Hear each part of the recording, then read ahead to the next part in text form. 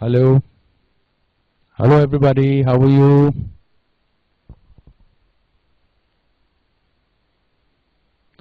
Hi Vaishali Nagar.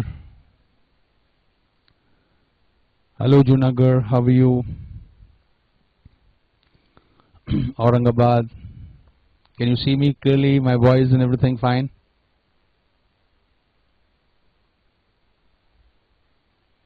Hi Vapi. Oh, I'm fine. Thank you. We are about to commence.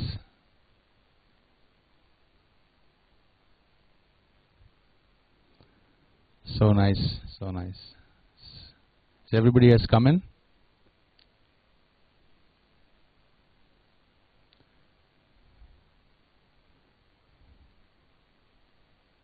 Vapi, let me ask individually. Vapi, is it clear? Vapi, आप में खाली दो ही बच्चे दिख रहे हैं. What about the others?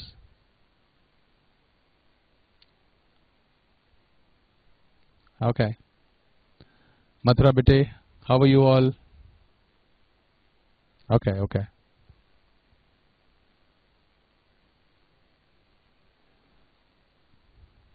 Hello Mathura, how are you?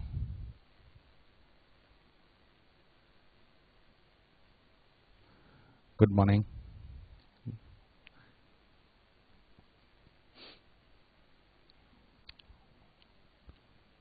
Aurangabad, how is everything? All fine? Can you see me clearly? Oh, I'm fine. Thank you, Vapi. Thank you, Mathura. Goa, can you read me properly? Hi, Goa.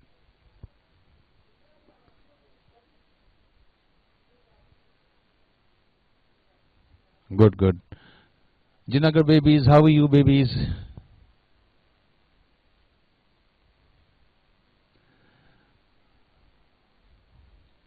Very nice. Guwahati baby, how are you? Ujjain Mahakaleshwar नमस्कार, कैसे हैं?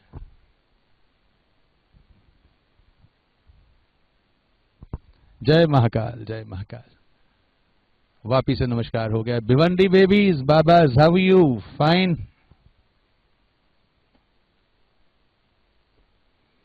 अरे भिवंडी कुछ तो जवाब दो यार. Good good fine. Mathura से बात हो गई. यमुना नगर कैसे हैं आप?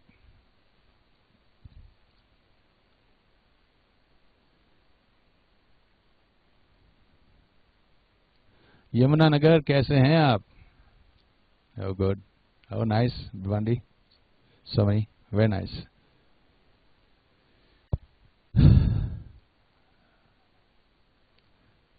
Okay, very nice. So we should commence.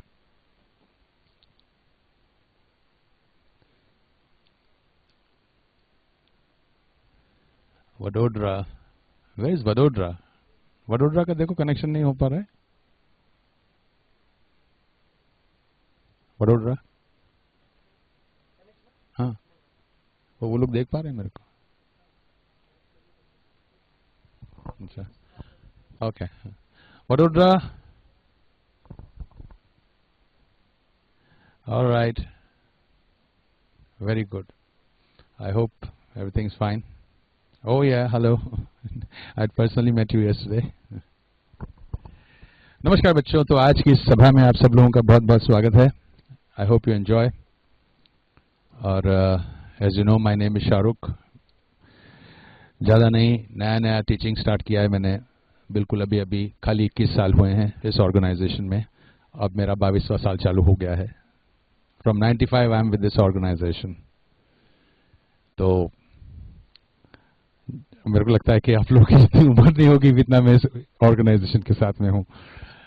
Very nice. और इनकम टैक्स मेरा सब्जेक्ट है. बिल्कुल कंफर्टेबल रहिए. कोई समस्या है, you can ask me freely. No hesitation at all. Language का कोई कंस्ट्रेंट नहीं होना चाहिए, चाहे इंग्लिश हो चाहे हिंदी हो. एनीथिंग नहीं समझ में आए, please feel free to ask me. बच्चों, ये टॉपिक जो है वो डायरेक्ट टैक्स इनडायरेक्ट टैक्सेस जो है वो 50-50 मार्क्स का है. जैसे पूरा टैक्सेशन जो होता है वो दो पार्ट में है। Direct tax 50 mark, indirect tax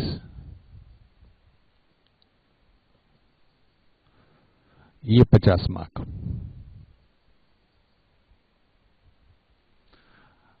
direct tax हमको देना पड़ता है और इनडायरेक्ट टैक्स कस्टमर से लेके देते हैं, दोनों अलग अलग हैं। ये तो अभी कंपैरेटिवली इजी है कंपेयर टू दिस। इसमें 50 मार्क के लिए हमें बहुत ज्यादा मेहनत करनी पड़ती है। टेरिफिक मतलब टेरिफिक। इसलिए आई हैव डिसाइडेड कि हम लोग मिनिमम टाइम कॉपिंग वगैरह के अंदर वेस्ट करें, मैक्सिमम डिस्कशंस, मैक्सिमम आपके कॉन्सेप्ट क्लियर करने की कोशिश करूंगा, एंड दैट्स इट। पर 50 मार्क के लिए this subject should have been at least for 100 marks. पर अब ये क्या करें, Institute of Chartered Accountants of India है, एंड दिस इज यही मतलब फाइनल सी में इट बिकम्स मोस्ट टफ।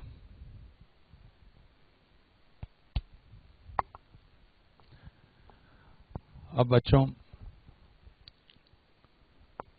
ये डायरेक्ट टैक्स मतलब क्या होता है? जैसे टैक्स का बर्डन हमारे ऊपर ही आता है। जैसे मेरी इनकम है तो I have to pay the tax. Indirect tax में we have to collect the tax, इससे सर्विस टैक्स, वैट कस्टमर से, और डायरेक्ट टैक्स हमको देना पड़ता है।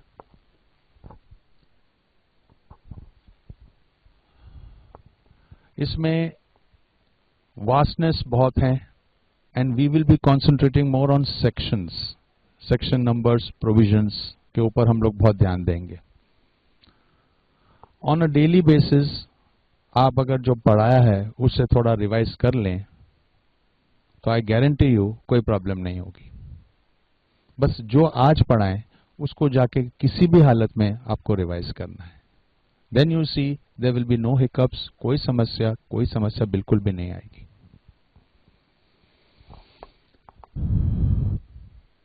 आपको मैंने प्रिंटेड का कुछ अरेंजमेंट किया है which will be arriving to you shortly.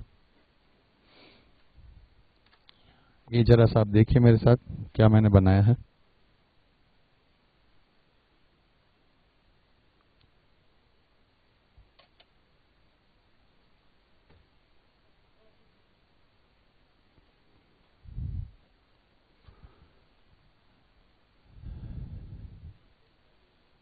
ये जैसे डायरेक्ट टैक्स, इनडायरेक्ट टैक्सेस दोनों अलग अलग चैप्टर्स हैं, इनका कोई आपस में रिलेशनशिप नहीं है, और I am there for direct taxes और उसको पूरा गंभीरता से आपको बताएंगे।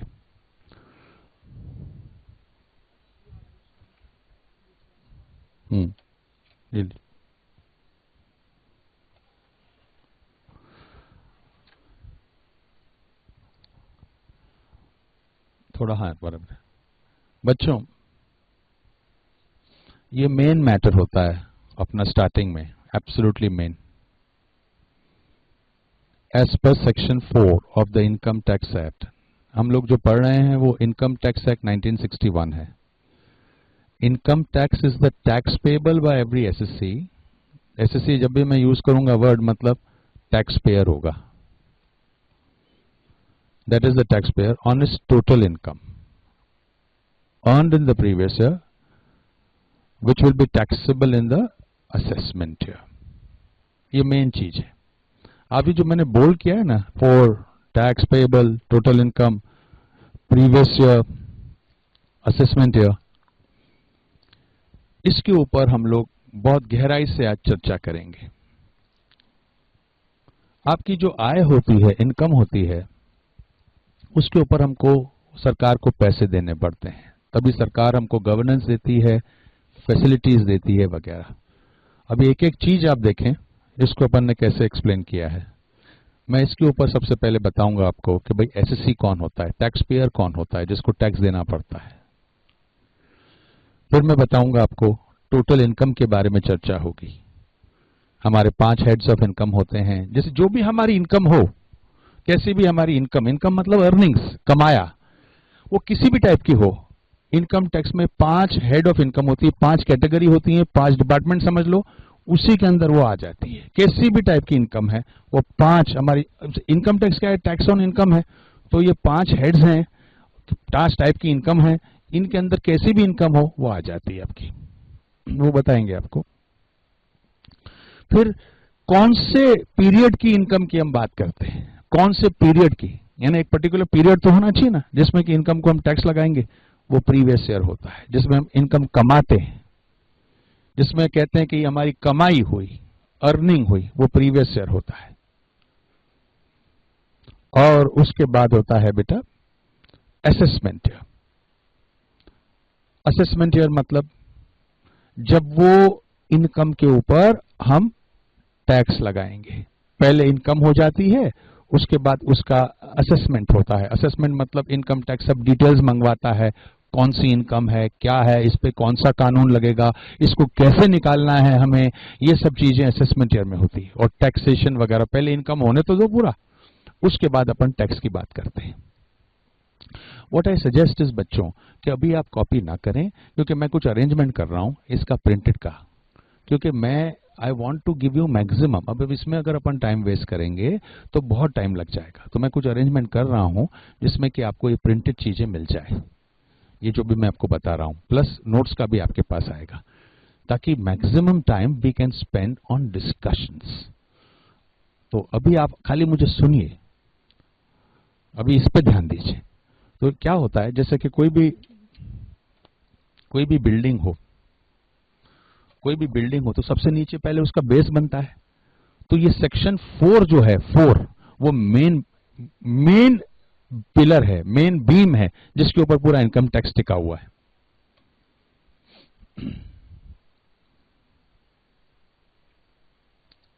बॉस जरा देखना।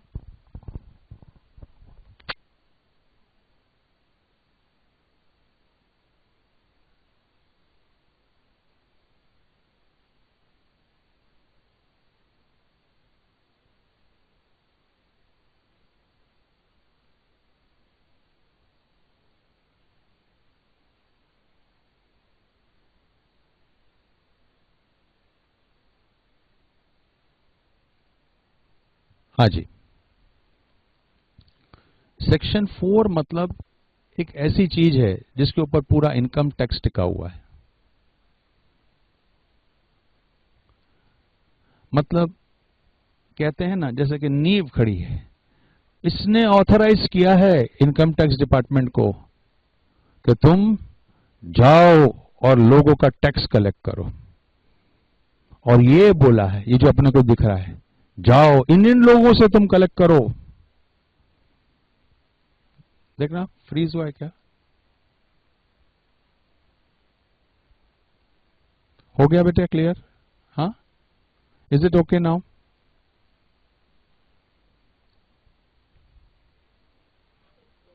ओके,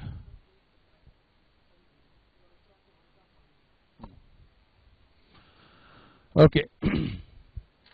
तो मेन चीज ये है, उसमें बोलता है कि भाई जाओ पहले, और जो भी इसने कमाया है, जो एसएससी हम बताते हैं, 4 बोलता है इनकम टैक्स को, हम जो बोलते हैं ये लोग हैं, इनकी जो भी इनकम होगी एक पर्टिकुलर पीरियड में, उसके ऊपर तुमको टैक्स लेना है असेसमेंट ईयर में। अब इससे हम थोड़ा आगे बताते हैं एक एक चीज डिटेल से। जैसे एसएससी की अगर अपन बात करें कि एसएससी कौन है, टैक्स पेयर कौन है, तो होता है इंडिविजुअल ह्यूमन बींग्स, इंसान। मेन अपने सिलेबस में यह है, इंडिविजुअल ह्यूमन बींग्स। कौन हो सकते हैं इसमें? सब आते हैं ह्यूमन बींग्स, आप, मैं, मैन, फीमेल, मेल, बुजुर्ग, बच्चे, सब टाइप के लोग बाग। और हमारा इंटर लेवल पे इसी के ऊपर ज्यादा कंसंट्रेशन होगा, ह्यूमन बींग्स के ऊपर, इनकी इनकम पे सबसे ज्यादा हमारा इसके ऊपर होगा। फाइनल से की चीजें अलग है। एचयूएफ के बारे में हम प्रोविजंस करेंगे कवर। हिंदू अनडिवाइडेड फैमिली के बारे में आपने सुना होगा कि ये भी टैक्स पेयर होता है। फैमिली मेंबर्स इकट्ठे हो जाते हैं। हाँ, जरा वो थोड़ा छोटा कीजिए साइड स्क्रीन, छोटा कीजिए। नहीं नहीं, बहुत छोटा होगा, थोड़ा बड़ा। हाँ बस ठीक है। Is it okay? हाँ, फैमिली मेंबर्स इकट्ठे हो गए, हिंदू फैमिली मेंबर्स, और उन्होंने कहा चलो भैया अपन है ना एक फैमिली बिजनेस स्टार्ट कर दें। तो वो जो फैमिली का कलेक्शन होता है ना, उसे भी इनकम टैक्स, उसकी जो भी इनकम होती है उसके ऊपर भी टैक्स लगाता है।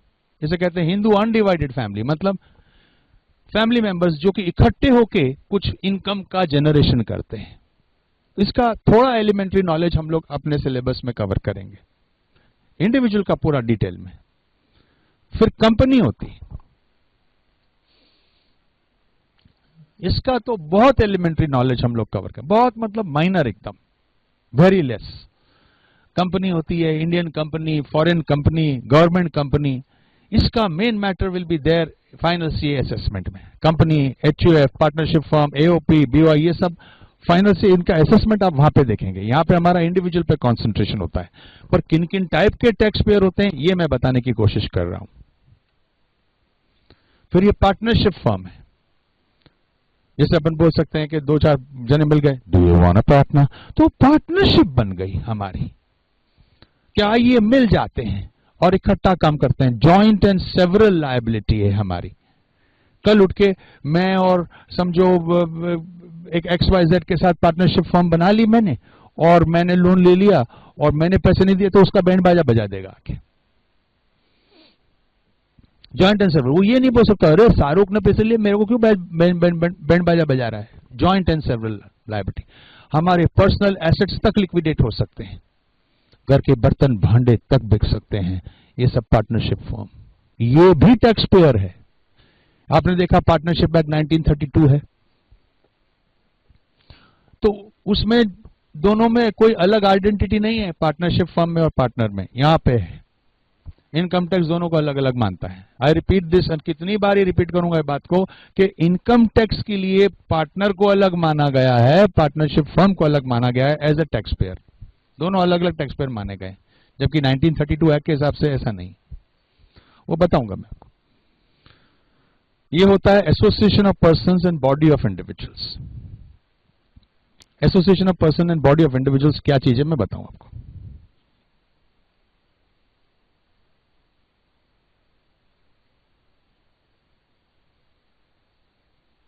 यार ये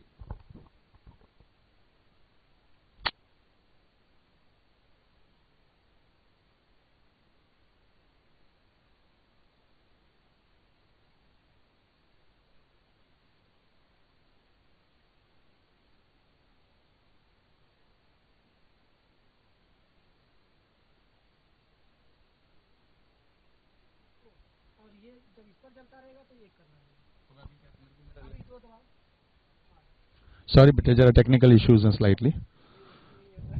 मेरे को समझ में okay, is rightly used to it but suddenly changes ना, सो हाँ, मैं ये बोल रहा था बच्चों, एसोसिएशन ऑफ पर्संस क्या होता है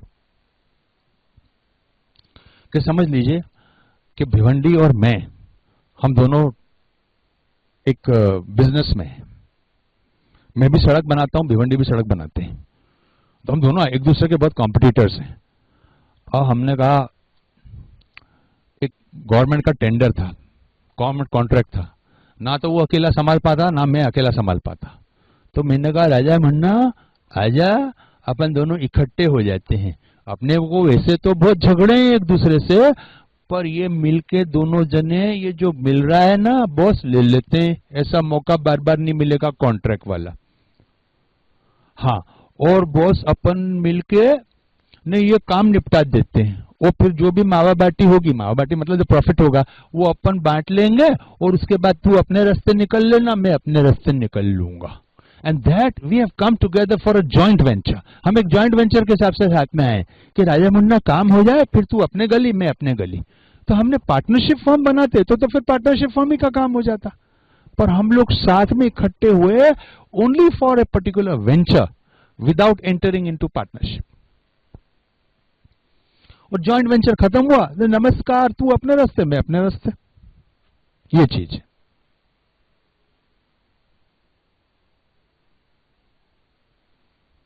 ये देखिए आप, AOP example, company and individual coming together for a joint venture without entering into partnership. अब बॉडी ऑफ इंडिविजुअल क्या होता है? बॉडी ऑफ इंडिविजुअल नाम देखिए, जैसे उस एग्जांपल में मैंने आपको बताया कंपनी और इंडिविजुअल आ सकते हैं, इनकम टैक्स के पर्सन साथ में आ सकते हैं, पार्टनरशिप फर्म, कंपनी,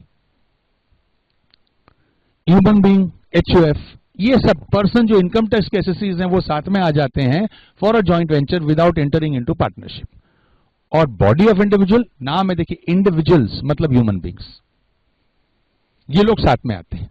जैसे क्या है कि मैं और है ना ये उज्जैन वाले भाई साहब हैं, हम दोनों क्या है कि लीगल हेयर हैं, लीगल हेयर मतलब अगर लिटरल ट्रांसलेशन करूं हिंदी में तो कानूनी बाल हैं हम दोनों, मजाक कर रहा हूं। तो प्यारे बच्चों, हम दोनों को क्या है कि कुछ प्रॉपर्टी डिवॉल्व हो रही है, इनकम आ रही है हमारे पास में, तो हमने कहा हम तो दोनों जने बैठ के हुक्का पीते हैं खाली गुड़ गुड़ गुड़ गुड़ बस, तो हमने कहा भैया ये जो इनकम आएगी अपन लोग बांट के ले लेंगे बस।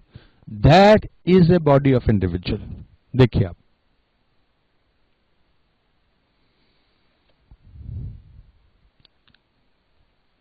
Body of individual, in a body of individual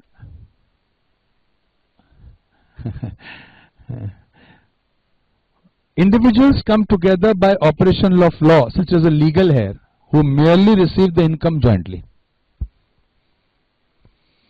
बस अपना काम क्या है राजा मुन्ना के जो इनकम आ रही है, ना तो तू काम करे खाट पे बैठ के हुक्का पिए, मैं भी हुक्का पीऊं, जो भी फ्लेवर समझ में आ जाए, और बस अपन तो खाली एंजॉय करेंगे लाइफ।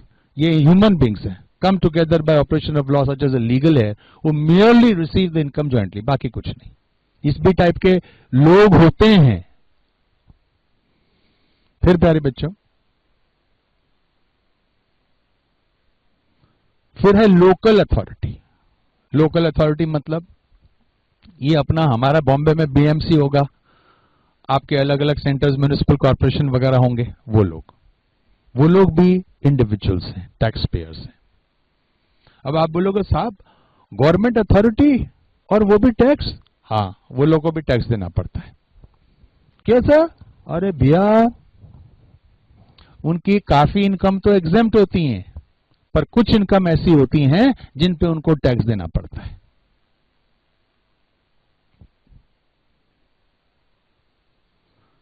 और आखिरी में ये है आर्टिफिशियल ज्यूरिडिकल पर्सन। ये क्या है बेटा? कोई ऐसे टैक्स पेयर होते हैं जो कि ना तो ह्यूमन बीइंग की कैटेगरी में आते हैं, ना एचयूएफ, ना कंपनी, ना फर्म, ना एओपी, बीओआई, ना लोकल अथॉरिटी। तो फिर ये आर्टिफिशियल ज्यूरिडिकल पर्सन बोलता है आजा मेरी कैटेगरी में बैठ जा। मतलब जो टैक्स पेयर है और इस जो सेग्रीगेशन अभी तक मैंने आपको बताया है उसकी कैटेगरी में नहीं आता, तो वो इस कैटेगरी में आ जाता है, आर्टिफिशियल ज्यूरिडिकल पर्सन में। तो सर कुछ उदाहरण तो दो। हाँ देता हूं बेटा, ये मेरी स्टाइल है बताने की कि मैं आवाज का पिच चेंज करूंगा as a student asked me और मैं ही जवाब दूंगा। तो आप ये मत समझना कि क्रैक वगैरह है, पर ये मेरा स्टाइल है कि आवाज की पिच चेंज कर करके मैं बात करता हूं। एज ए स्टूडेंट ने मुझे ये पूछा, फिर वो मैंने जवाब दिया वगैरह। तो सर इसमें कौन कौन आते हैं? ये लो बेटा, इसमें आते हैं भगवान। भगवान? हाँ भगवान। अब क्या है कि अपन चढ़ावा चढ़ाते हैं भगवान को, तो इनकम टैक्स पहुंच गया वहां पे और बोला भैया भगवान टैक्स। हाँ ओ माय गॉड, बोले भगवान टैक्स। अब वो पुजारी का दिमाग खराब, बोले तू भगवान से टैक्स लगा, कीड़े पड़ेंगे कीड़े। बोले पढ़ने दे कीड़े, टैक्स ला। तो उनके जो ये जो रहते हैं ना ट्रस्टीज रहते हैं जो पूरी इनकम को मैनेज करते हैं वगैरह, उनको टैक्स देना पड़ता है भगवान एज ए रिप्रेजेंटेटिव, ऐसी भगवान के फेवर में। अब ऐसा थोड़ी है कि वो मर के ऊपर जाएगा बोले आज जस्ट आया for tax please give me tax now going back, ऐसा नहीं होता है। बट यहाँ पे जो ह्यूमन बींग्स हैं जो उनकी इनकम को मैनेज करते हैं उनसे हम लोग टैक्स लेते हैं, इनकम टैक्स। तो वो आर्टिफिशियल ज्यूरिडिकल पर्सन की कैटेगरी में आ जाते हैं। Gods tax through persons managing their income like offering etcetera if taxable, यानी कितनी इनकम तो एग्जेम्प्ट रहती है।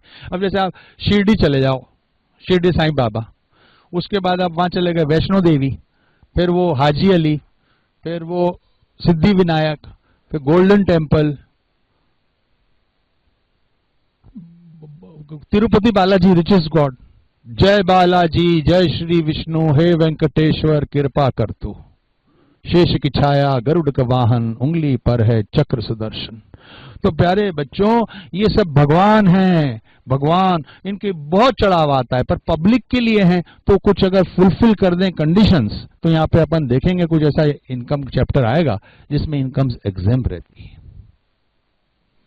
वो इनकम एग्जेम्प्ट है तो बात अलग है, पर अगर वो कंडीशन फुलफिल नहीं होती जिससे कि इनकम पे एग्जेम्पशन मिले, तो उनको भी टैक्स देना पड़ता है वाया द पर्सन जो इस इनकम को मैनेज करते हैं। यूनिवर्सिटी, बार काउंसिल, ये सब इसमें आता है, आर्टिफिशियल जुरिडिकल पर्सन में। तो ये होते हैं हमारे सब डिफरेंट टाइप के एससीज, टैक्स पेयर्स, जिनको टैक्स देना पड़ता है, जिनकी इनकम होती है और टैक्सेबल इनकम है तो टैक्स देना पड़ता है।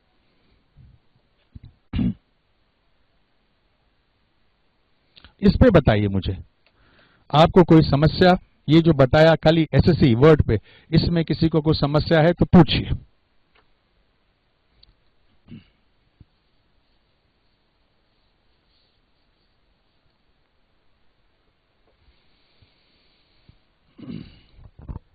धीरे धीरे नॉलेज को बढ़ाना है, हद से गुजर जाना है। तो अपने को जो मेन कंसंट्रेशन रहेगा वो रहेगा इंडिविजुअल पे। And little bit idea I will be giving you about the HUF and partnership firm. तो एक बार मैं आपसे वापस पूछना चाहूंगा, ये सब के कौन कौन टाइप के होते हैं, यानी आप वहां पे आवाज दीजिए, मुझे यहां पे सुनाई देगा, फिक्र की बात ना, साइंस एंड टेक्नोलॉजी है।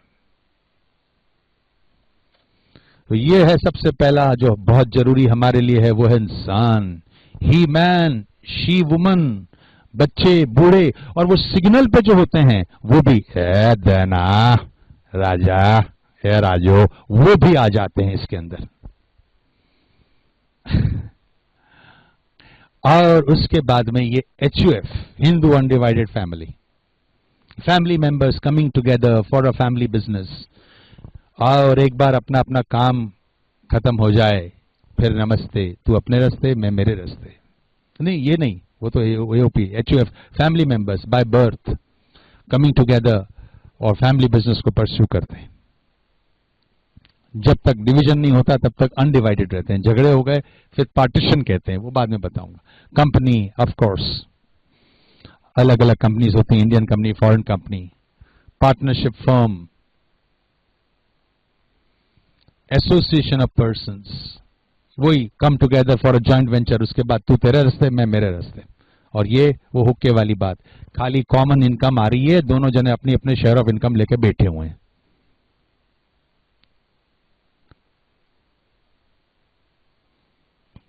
और उसके बाद लोकल अथॉरिटी, इनकी काफी इनकम एग्जम्प्ट रहती है, पर कुछ इनकम टैक्सेबल होती है। और ये है भगवान, डेटी, यूनिवर्सिटी, बार काउंसिल वगैरह वगैरह। अगर टैक्सेबल है तो उनको भी टैक्स देना पड़ता है। ये थी बात। अब मैं आपसे पूछना चाहूंगा, जरा मुझे जवाब दीजिए, और यहां पे टाइप कीजिए, मैं देखूंगा। All centres quickly. Mister Sunil बताइए।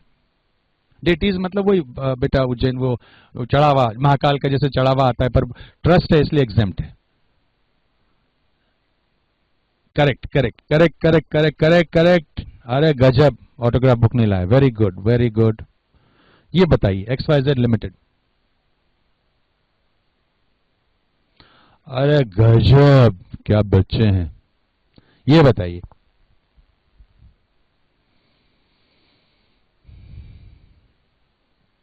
अरे लवली पार्टनरशिप फर्म। ये बताइए, नहीं नहीं नहीं, ये XYZ बता, उज्जैन बॉडी ऑफ इंडिविजुअल नहीं, पार्टनरशिप फर्म है। Mumbai university, artificial juridical person, बहुत सही। म्युनिसिपल कॉर्पोरेशन,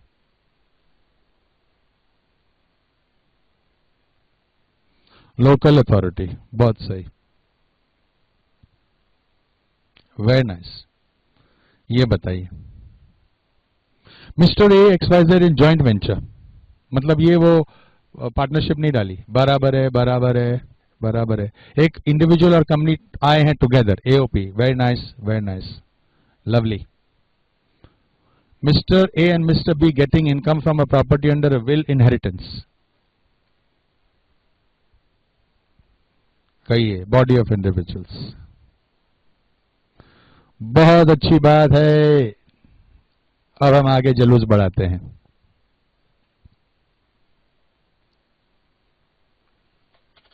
वेरी नाइस, ये सब प्रिंटेड आएगा।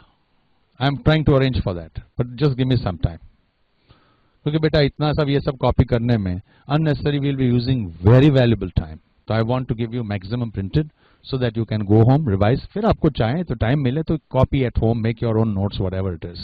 But try to make the best of the time available. 50 marks paper, please remember, and a lot of detail to be done.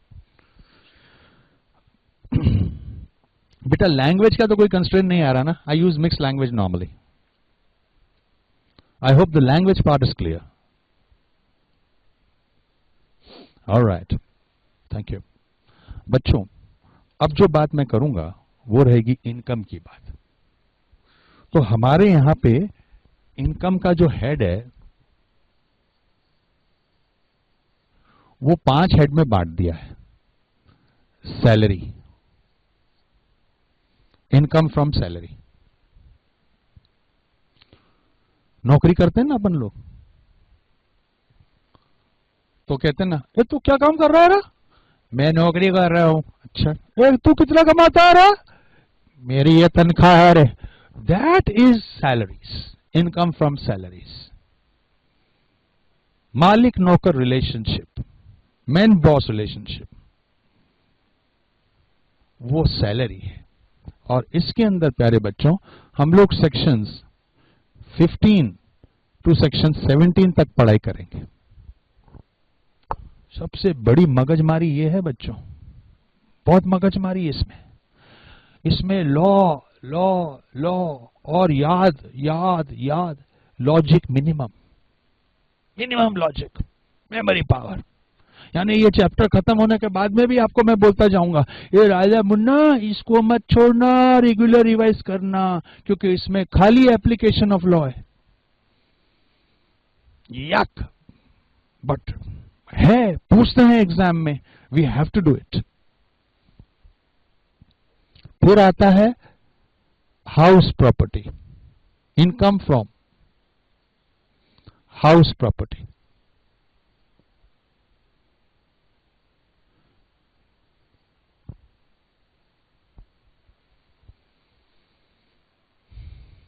तो शाहरुख, हाँ sir, क्या कहाँ क्या कमाता क्या है तू? सर मैंने घर है ना किराए पे देकर रखा है. अच्छा, तो तू तेरी कमाई का साधन क्या है? सर मेरे को किराया मिलता है ना सर. अच्छा अच्छा, हाउस रेंटल इनकम, आपका कमाई का साधन रेंट है. आपने घर लिया और किराए पे निकाल दिया, और क्या कमा रहे हो भैया? पहले सप्ताह में पहुंच जाते हो, हेलो चलो किराया किराया मैं आया. रेंटल इनकम, ये सेक्शन 22 टू 27 पढ़ेंगे हम लोग. घर है किराए पे दे दिया. लॉजिकल, क्वाइट लॉजिकल, छोटा chapter, quite logical, interesting. It's उलाला, वेरी नाइस वेरी नाइस. ये पर है बिजनेस एंड प्रोफेशन.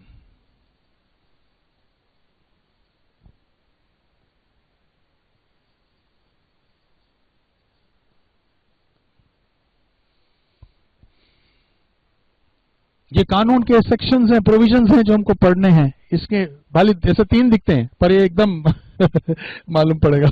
ये छोटा चैप्टर है, छोटा है. और ये लला एग्जाम का सबसे इंपॉर्टेंट चैप्टर है, बिजनेस एंड प्रोफेशन.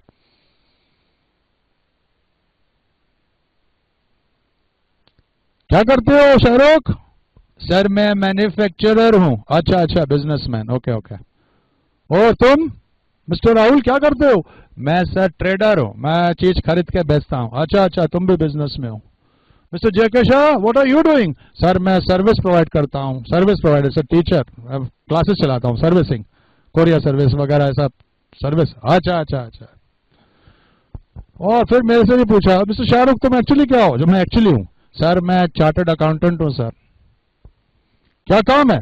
सर वो बच्चे सर पहले पढ़ा सर मैंने, अब मैं भयंकर कंफ्यूज हो गया, अब मैं दूसरों को कंफ्यूज करता हूँ, मजाक में बोल रहा हूँ।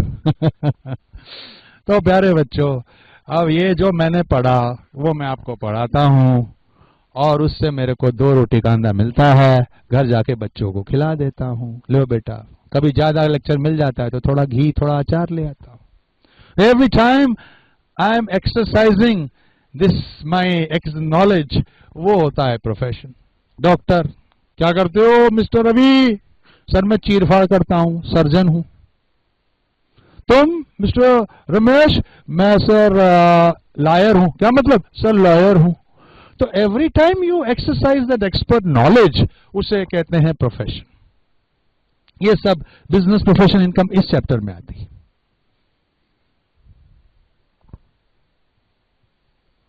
और अब है हमारी आंखों का तारा, अल्ले अल्ले, हाय,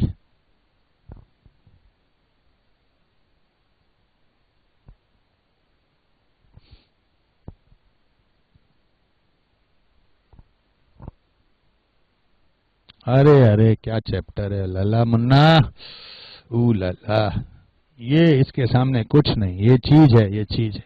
लॉजिक लॉजिक, कूट कूट के लॉजिक, हर क्षण में लॉजिक। अरे beautiful chapter, one of the best entirely. क्या बनाया इनकम टैक्स ने। बेटा अपन एसेट खरीद के बेचते ना, कि मैंने कोई जमीन खरीदी 10 लाख में और 15 लाख में बेच दी, तो 5 लाख का मेरे को गेन हुआ, वो कैपिटल गेन्स।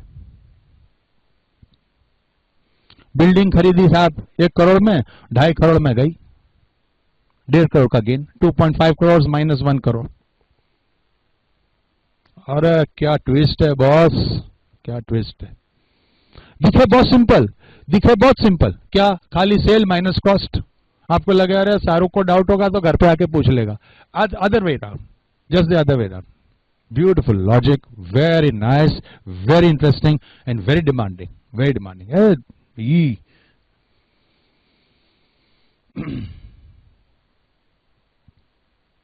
बहुत ब्यूटीफुल है, ब्रिलियंट है, but one very demanding but very nice chapter, very interesting. Assets के ऊपर बेचने ऊपर गेन या लॉस होता है, कैपिटल गेन, जैसे वर्ड से कैपिटल है उसका गेन या लॉस।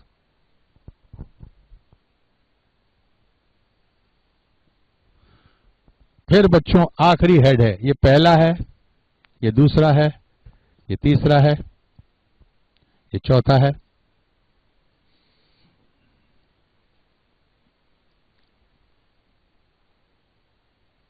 फॉरवर्ड एडमिनिस्ट्रेशन सेक्शन, और फिर है income from other sources.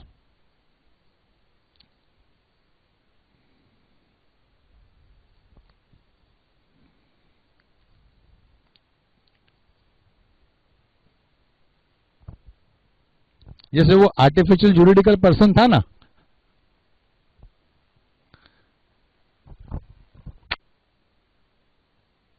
Okay ठीक है,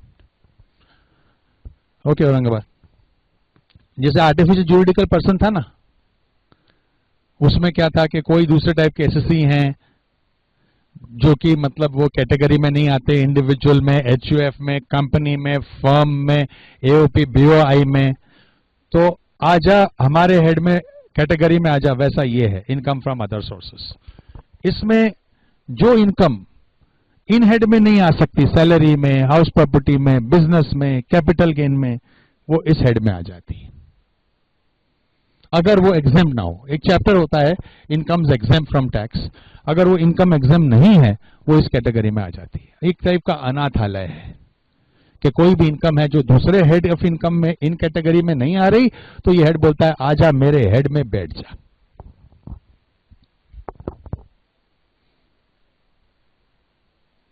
आइए इसे भी अपन देख लें एक बार, उस पे देखिए।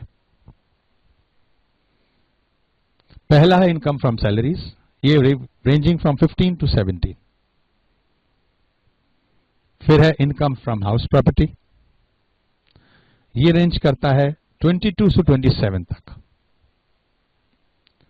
फिर आता है income from business and profession, ये रेंज करेगा from 28 to 44। Sections 45 to 54 capital gains है, और अदर सोर्सेस 56 टू 59।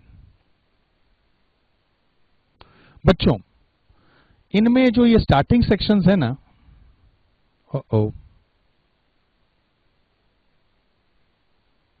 ये वाला, ये जो 15 है ना, 15, ये जैसे आपका मैंने बोला था कि प्रीवियस ईयर वो सेक्शन 4 है, वो इनकम को टैक्स करता है, वैसा ये सेक्शन चार्जिंग सेक्शन होता है। 15 नंबर मतलब ऑथराइज करता है इनकम टैक्स को कि तुम सैलरी की इनकम पे टैक्स लगाओ, उसको परमिशन देता है section 15, charging section of salaries. फिर ये 22, हाउस प्रॉपर्टी की इनकम पे तुम टैक्स लगा सकते हो, ऐसा अधिकार सेक्शन 22 देता है, चार्जिंग सेक्शन।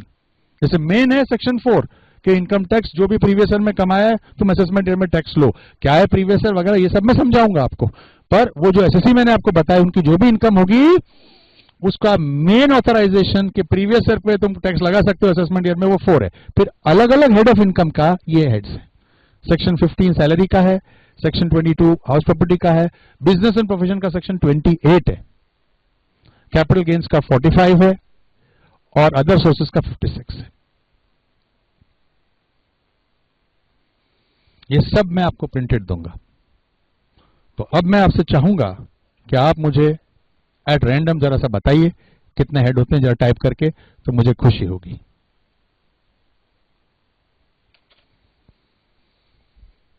हाँ 5 हेड्स तो हैं ही, बराबर है।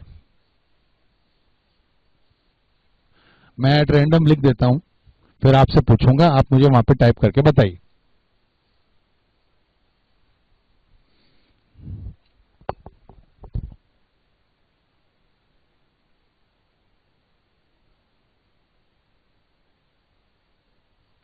ये 1 है, ये 2 है, ये 3 है, ये 4 है, ये 5 है, बराबर है। जब मैं पूछूं वो वाला बताइए, ये वाला बताइए, थर्ड।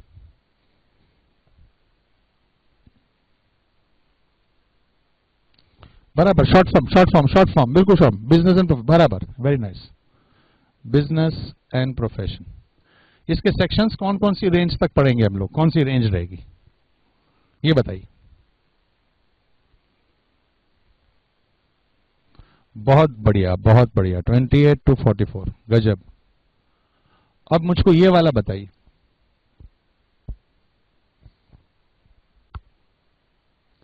गजब गजब सैलरी, इसकी रेंज बताइए। अब नहीं मिलते इतने प्यारे बच्चे, बहुत बढ़िया। ये बताइए 5वां, इनकम फ्रॉम अदर सोर्सेस, इसकी रेंज, अरे गजब। तो इनमें चार्जिंग सेक्शंस होता है ये वाला, इसमें ये वाला, ये ऑथराइजिंग कि तुम प्रीवियस ईयर में इस टाइप की इनकम पे टैक्स लगा सकते हो। बहुत सही। अब ये बताइए,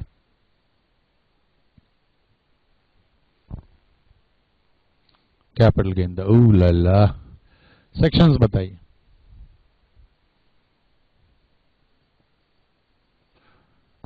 ये चार्जिंग सेक्शन, और आखिरी ये, हाँ हाउस प्रॉपर्टी। रेंज अब नहीं मिलते प्यारे बच्चे, वेरी नाइस, ई बरोबर, लवली लवली लवली, आया समझ में बच्चों, बढ़िया। तो अभी तक अपन ने 2 बातें की। पहली बात की थी कि भैया कौन हो सकता है एसएससी, उसके बाद हमने बात की कि किस टाइप की इनकम हो सकती है जिसके ऊपर टैक्स लगेगा। यहां तक I hope everything is clear. जरा कुछ ओके होके बता दीजिए तो जरा खुशी होगी। बढ़िया। और भाई ये जो अपन बात करते हैं प्रीवियस ईयर, ये क्या मगजमारी है? प्रीवियस ईयर क्या मगजमारी है? तो सुनिए वो बात, फिर मैं आपको बताता हूं। प्रीवियस ईयर होता है बेटा ईयर ऑफ इनकम, जब इनकम हमने कमाई वो होती है इनकम प्रीवियस ईयर।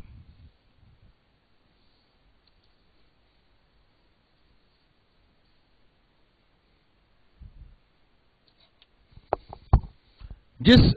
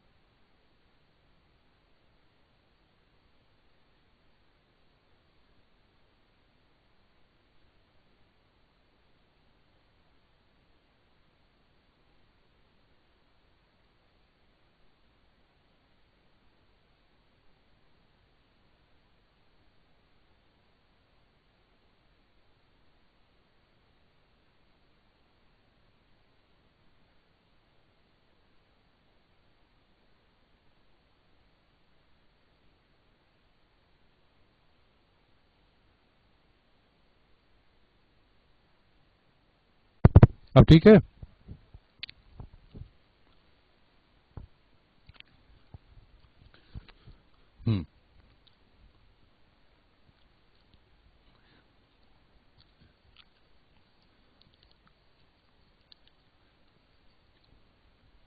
सर ये क्या मगजमारी है? बेटा ये तो वो है, हाँ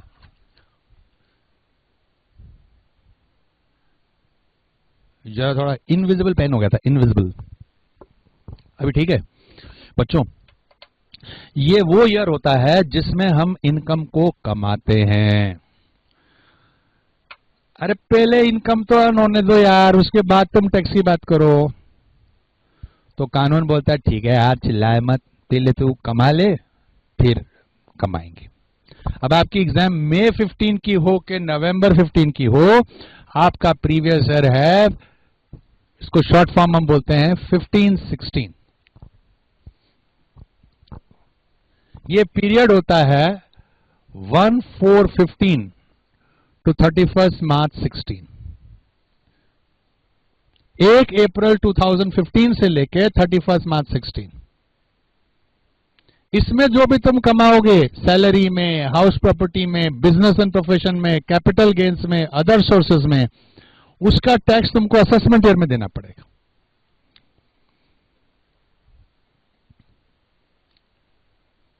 सर प्रीवियस ईयर वर्ड क्यों दिया है इसका? वो इसलिए कि असेसमेंट ईयर मेन होता है, जो कानून लगता है, रेट ऑफ टैक्स लगेगा, कौन सा कानून क्या लॉ एप्लीकेबल होगा, वो असेसमेंट ईयर के हिसाब से। तो उसके हिसाब से earlier year, previous year. Main year कौन सा है? Assessment year. ये मेन ईयर है।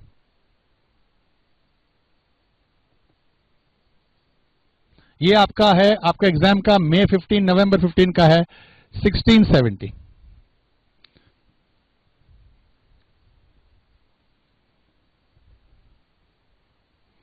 ये मेन ईयर है, इसका कानून लगता है, पर पहले इनकम तो होने दो फिर इसके ऊपर कानून लगाएंगे ना अपन लल्ला।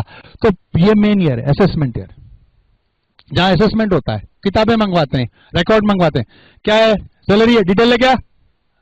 सर मैंने हाउस प्रॉपर्टी की इनकम है, चल लेके आ, कितना किराया मिला, कितना टैक्स भरा तूने रहे, क्या तेरे खर्चे रहे। ये सब मगजमारी जो होती है वो यहाँ पे होती है, पर पहले इनकम तो ऑन दो। तो अप्रैल से लेके मार्च में जो भी इनकम उसने कमाई, चाहे सैलरी की, चाहे हाउस प्रॉपर्टी की, चाहे कैपिटल गेन्स की, चाहे अदर सोर्सेज की, उस पे उसको टैक्स यहां पे देना पड़ेगा। तो मेन ईयर है, इसके हिसाब से फिर अर्लियर ईयर। नहीं तो आप बोलोगे सर करंट ईयर है तो फिर प्रीवियस ईयर वर्ड क्यों यूज कर रहा है प्रीवियस ईयर? वो इसके कारण कि ये मेन ईयर है, इसके हिसाब से वो अर्लियर ईयर।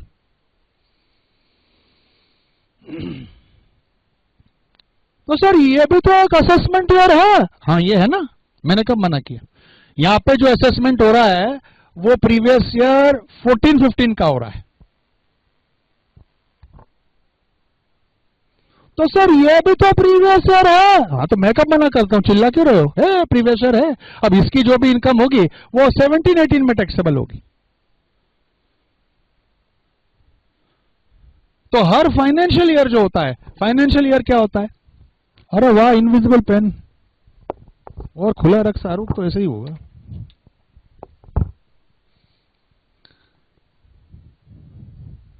ये फाइनेंशियल ईयर होता है 1 अप्रैल से टू 31 मार्च, हर साल को फाइनेंशियल ईयर कहते हैं। तो ये कोई प्रीवियस ईयर भी है और ये असेसमेंट ईयर भी है।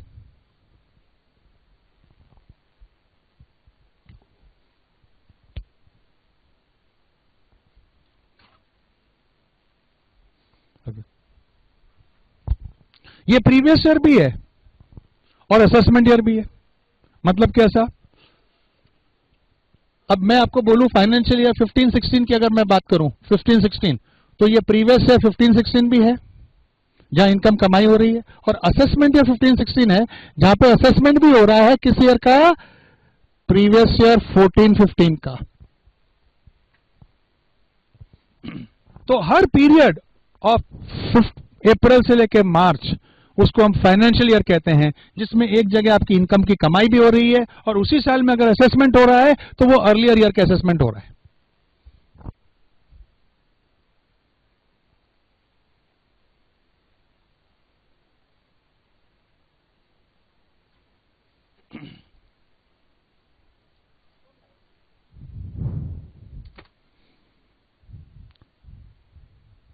समझा मैं, thank you for giving me the quick feedback. तो बच्चों May 15 and November 15, May 16, November 16 दोनों की एग्जाम के लिए ये प्रीवियस ईयर है। May 16 एंड November 16 ये है प्रीवियस ईयर। इसमें आप जो भी कमाओगे वो इस ईयर में टैक्सेबल होगा। और वो फाइनेंशियल ईयर अगर मैं ले लूं 15-16 तो वो प्रीवियस ईयर 15-16 भी है और असेसमेंट ईयर 15-16 भी है, जिसमें इनकम 14-15 का टैक्स लग रहा है। अब मैं आपको वर्बली कुछ पूछूं, राजा मुन्ना फाइनेंशियल ईयर 17-18 में प्रीवियस ईयर कौन सा चल रहा है, 17-18 फाइनेंशियल ईयर में प्रीवियस ईयर कौन सा चल रहा है 17-18 में, बताओ। प्रीवियस ईयर फाइनेंशियल ईयर 17-18 में प्रीवियस ईयर कौन सा चल रहा है, 17-18 should be the answer, not 16-17। Financial year, मैं असेसमेंट की बात नहीं कर रहा, कौन सा ईयर है, फाइनेंशियल ईयर 17-18।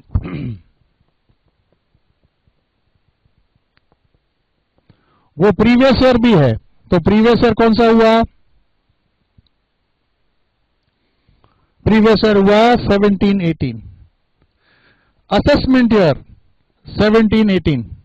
अब बताओ ये प्रीवियस ईयर किसका हो रहा है, इसमें जो असेसमेंट हो रहा है वो कौन से ईयर का हो रहा है, yes yes yes, for previous year 16-17। एक बार मैं वापस आपसे पूछूंगा तब जाके क्लैरिटी आएगी।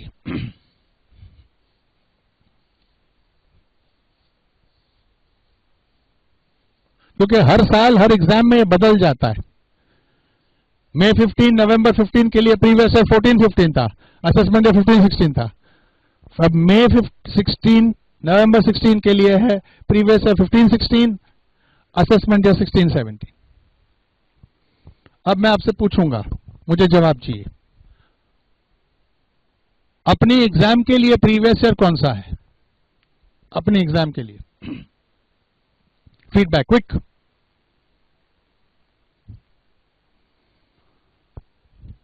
करेक्ट। इसका पीरियड कब से चलता है, कौन से पीरियड, मतलब पीरियड कौन सा दायरा रहता है, कौन से समय से कौन से समय तक,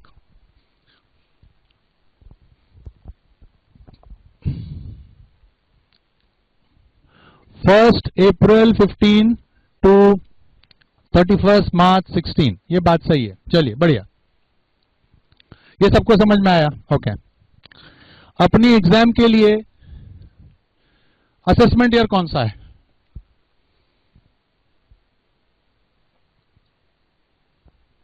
वेरी नाइस। 16-17 ये पीरियड रहेगा 1/4/16 टू 31 मार्च 17।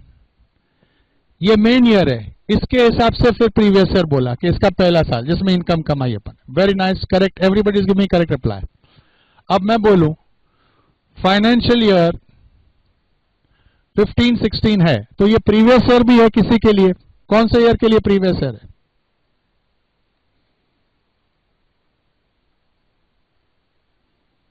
जल्दी, बराबर है।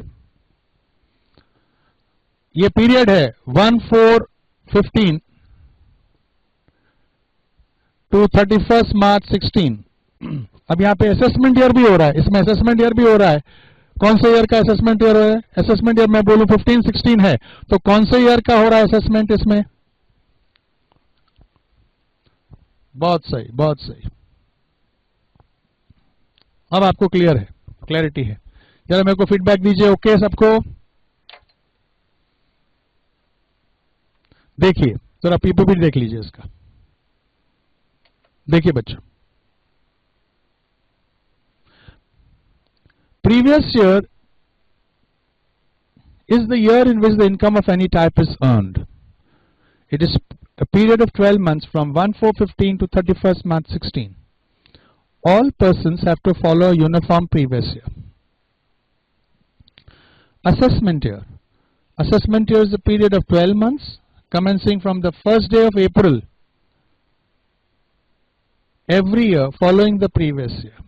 In our examination, relevant assessment year is 16-17, 1/4/16 to 31/3/17. Whatever total income is earned in the previous year 15-16 will be brought to tax in assessment year 16-17 as per the rules, rates of tax, etc. of assessment year 16-17. अरे बरोबर छे।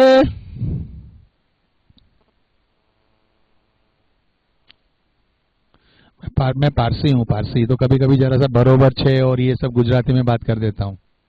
पारसी लोग गुजराती बात करे छी। Financial year 1st April to 31st March.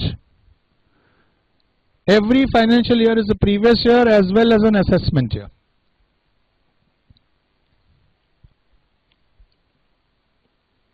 Financial year which is previous year, which is assessment year. अब मैं आपसे पूछूंगा, जवाब देना मुझे।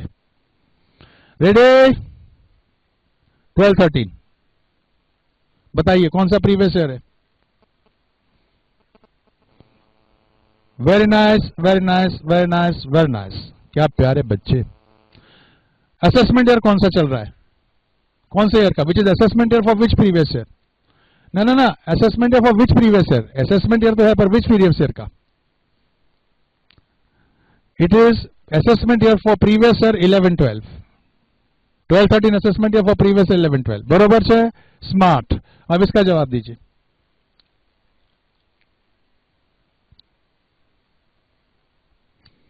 स्मार्ट। 13-14 for previous year 12-13. આવે છે? બધું આવે છે। 14-15. which is previous year 14-15 and also 14-15 for previous year 13-14, 15-16, 15-16, 16-17 for previous 15-16. अब आपको आइडिया आ गया होगा, I am very sure. Very nice. अब बच्चों, अब जो मैं आपको एक चित्र बताऊंगा वो हमारा कैसे इनकम होती है ना, वो लास्ट लेक्चर के आसपास, लास्ट लेक्चर में टोटल इनकम होता है जो कि ग्रैंड फिनाले यानी 15 से 18 मार्क्स का टोटल का क्वेश्चन आता है, वो ग्रैंड फिनाले होता है। और उसमें आपकी टोटल इनकम पे कैसे टैक्स लगता है उसका मैं आपको एक पिक्चर दिखाता हूं। देखिए,